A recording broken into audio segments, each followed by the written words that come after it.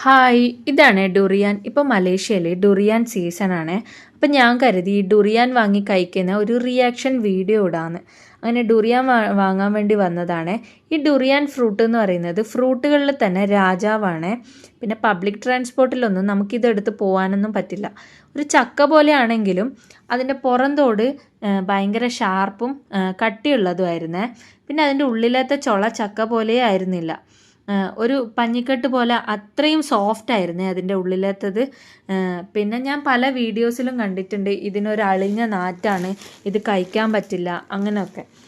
എനിക്കങ്ങനെ അളിഞ്ഞ നാറ്റമൊന്നും തോന്നിയിട്ടില്ല. പക്ഷെ ഒരു തലവേദനയൊക്കെ എടുക്കുന്ന പോലെ നമുക്ക് തലക്ക് പിടിക്കുന്ന പോലെയുള്ളൊരു സ്മെല്ലാണ്. ഞാനിത് ഫസ്റ്റ് ടൈമാണ് വാങ്ങി കഴിക്കുന്നത്.